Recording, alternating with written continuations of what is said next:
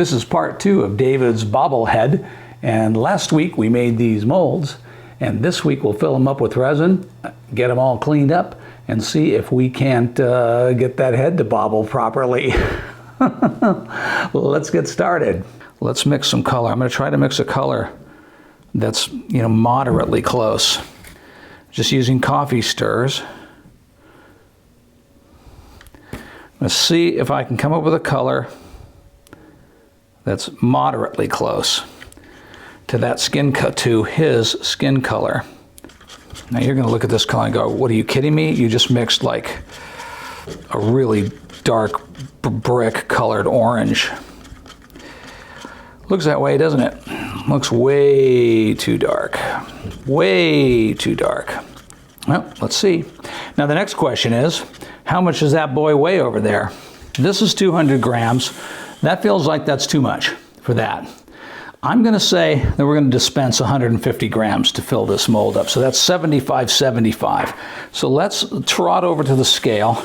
So let's go 140, and we'll go a little over. Here's the B side. We'll go 140, dump to 140, 140, a little more than 150. Okay. See how far off I guessed. I guessed 150 on the grammage. No idea if I'm going to be way over or way under. I just eyeballed it with my eyeballs. I eyeballed it with my eyeballs. Nothing to pouring this. Just pour it. Okay, let's go put it in the tank. Let's go tank it up. It's wanting to foam. Let's go tank this boy up. I'm topping it. I got it pretty leveled up. No worries. Okay, are you ready for tank? Are you ready, tank? Go. Grabbed it. Hey, that ain't a lot left over. Look at that. That's not bad. That's not too much in the cup. All right, let's check the witness cup. Okay, let's go pull it. I pulled our boy out of the tank, and we did get some serious spillage, which I'm not very happy about. Probably gonna chew these rubber bands up. Let's see if I can get this off of here while it's still soft. It's coming mostly off. This is the trick, see? This resin, when it's this soft, it peels off. See how it peels? It's much easier to work with at this stage. This is the leather hard stage. All right, here we go. It was definitely not 100% level, but I leveled it up at least so that it wasn't too bad. But again, we're going to have to level that cup. We're going to have to level that bottom, sand that bottom flat. One extra step. Let's see how we did. Let's see what we got. Should make a perfect casting of the boy. Looks like it did. Managed to capture every flaw. Now in a piece like this, you really get a chance to evaluate your flash. So here's some flash right there. See that flash? There's flash right there. Pretty minimal. Parting line is running up the side. There's a little tiny bit of parting line right there. Okay, what about the other side? Other side, same thing. You can just see the parting line. That's a little bit of sanding and cleanup. Not terrible. A little bit of flash here around the base is where I'm getting most of my flash, which tells me I could put more rubber bandage on there. This boy has some serious lean to him. Let's trim this extra flash off while it's leather hard. It makes life a lot easier. I'm going to have to sand this base down flat, and we'll definitely do that. But meanwhile, I'm going to take off this trim while I can. All right, this parting line is right here, is visible, but it's going to be very, very messy. See, I often just come around, just when I check it right out of the pot like that, I come around with a blade and just scratch off just level it out. Just like that. And you can see all the little bumps and all the little defects and all the little, well, those are all in that casting. I did not clean this up in any way. I got fidelity to the original. Again, I just come down with a knife. That's my favorite way to clean up light parting line problems. Rather than waiting to do it later with sandpaper, I do it right when the things come out of the mold. And I scrape them nice and flat. The very first casting out of a mold often cleans the mold. All right, now let's see. I should have put more yellow in, but hey, remember how dark that resin was? You thought I was like crazy, but I wasn't that far off. I just didn't put enough yellow into it. All right, it's time to make the head. Let's get on with it. Here's the thing. I already did one, as you can see. But here's the problem, and I'll show you. If you look down in there, you can see that the walls are very uneven, very thick, and it's much too heavy. This is why I keep saying you can't put a lot of resin in a rotational mold. Rotate it and expect to get nice, even walls all around. Like if you want to get nice thick walls, even all around, and do it in one shot, it's not going to happen to you. What's going to happen is exactly what has happened in here. If you look in there, you're going to get thin walls in parts of it and really thick sections in other parts of it. It's exactly what happened. I overestimated how much resin to put in here. So what I have done is I have poured 2 shots, very thin, 15 grams a piece, into this piece, and we have one more shot to do. But I mixed up a 15-gram batch. Let's pour it in here, and let's spin it. Let's pour it in. See, so I'm using really small batches, and let's jam the plug in. The plug is pretty crusty at this point because it's already had 2 batches, so I peeled the crust off it. Let's spin. Let us spin. And this is how you get even walls. My plug is barely in there because the walls are thick. There we go. We're going to not need that plug for very long. So basically, you just spin, and there's absolutely no centrifugal force involved in this. All we're doing is coating the walls with a small amount of resin. And if you will do that, you will get even wall thickness, because the natural stickiness, as the resin starts to gel, the natural stickiness of the resin will cause it to cling to the walls and coat the walls evenly. That's the whole game in this business. It's not about spinning the resin so that it flings out to the outer walls and stays there. It's just not what this is about. Okay, just drop the plug out. All right, no worries. So now, this is another reason. See how I spilled a little? This is another reason why I love hand rotating rotational molds, because now I'm going to guide the resin to where I want it. I don't want it to fall out of the hole, but I still want it to coat everywhere but the hole. So by watching how I do my spin pattern, I can actually control the resin flow really well and not have a problem with the stuff coming out. Just get it coated all around just by watching. I'm seeing what's going on down in there, and I'm spinning around. It's really at the syrup, or maybe even the honey stage now. It's nice and thick, but it's still going to move. It's still going to move on us. I'm checking my witness cup, and yep, it's still moving. So we still want it to not be able to drop out of that hole. I can also see the resin on the outside of the mold now, and I can see how it's moving. And I can see by the fact that I'm moving it around like this, it's doing well. So we'll keep it moving. By keeping an eye on how your mold is working, you can control the flow of the resin inside of the mold. And some people tell me I spin the rotator too fast, and some of you tell me I spin it too slow, and I'm not taking advantage of centrifugal force, and I should spin it slowly and gently. And you know what I have found? It doesn't matter particularly. What really matters is that you get random rotational movement on 2 axes. If you don't have movement on 2 axes and that motion isn't random, you're not going to evenly coat the insides of the walls. You just aren't. This is gelled. I don't think much more is going to happen to the resin inside of here. And we'll come back when it's time to take this mold apart and see what we got.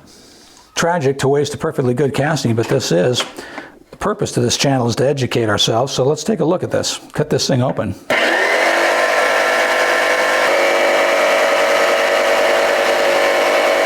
Well, that would have been one heck of a lot easier to do on a bandsaw, but here you see the problem. This is exactly what happens when you put too much resin into a rotational mold. You get wildly uneven thickness walls.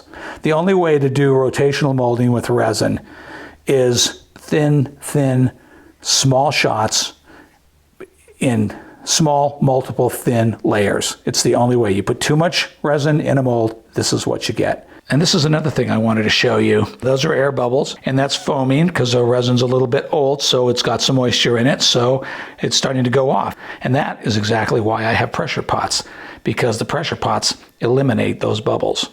I'm excited. Let's take this thing apart. Come on, come on.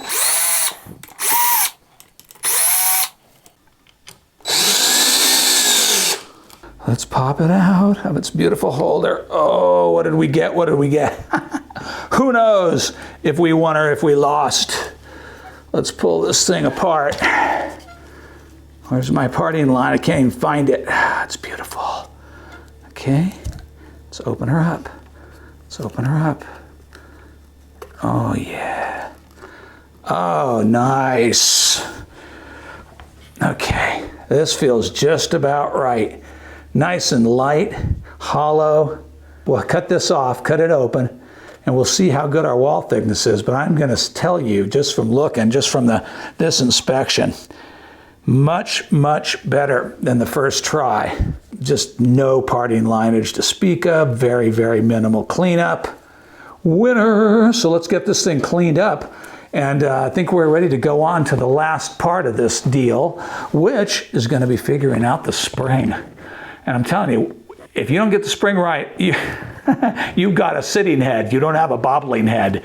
All right, let's prep this thing for putting in the spring. I don't think we need this top part right here at all. So we're going to cut it off.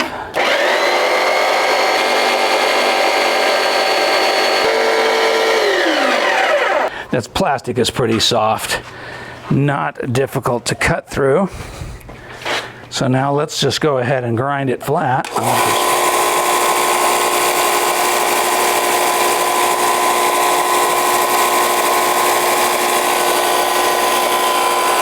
Okay, and also we need to grind the base flat.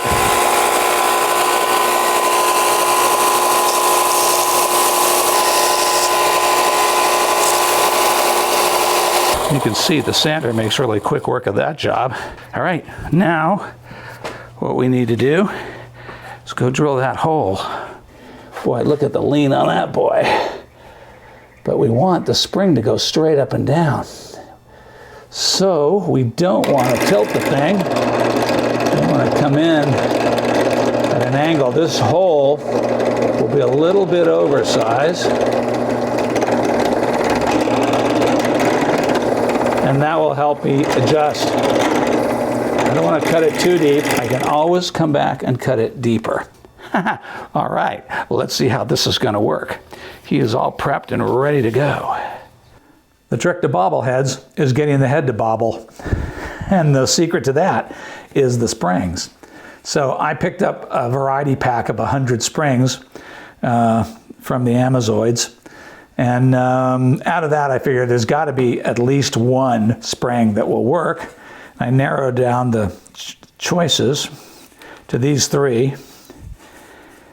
These seemed like the most likely candidates, and it turned out that this was my winner spring, that this was the spring that did the job the best.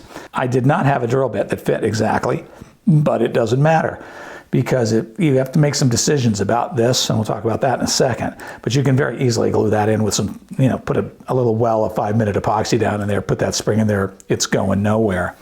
Likewise, I did not have a dowel that fit the interior of this spring at all, but it was a simple enough matter to build one out of epoxy sculpt, just plain old epoxy clay. And I also built this little base around it, and then just 5-minute epoxy the two things together, drilled it out and glued it together. And it fits like a champ in there. And that's because I sculpted this to fit like a champ.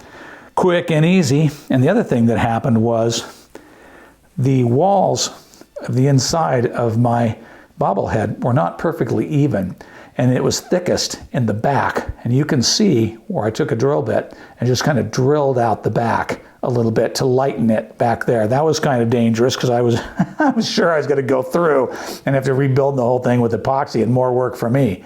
But it worked out really well, and I removed a decent amount of material. But then I took a Forstner bit and I cut that flat that you can see there. And I had to take a couple, just 2 shots at it to get it to balance perfectly. Okay, so how I found the balance point was I just diddled it with a pencil, and I got it to balance, as you can see, pretty nicely. So now that's how I found my point, just by balancing it on a pencil point.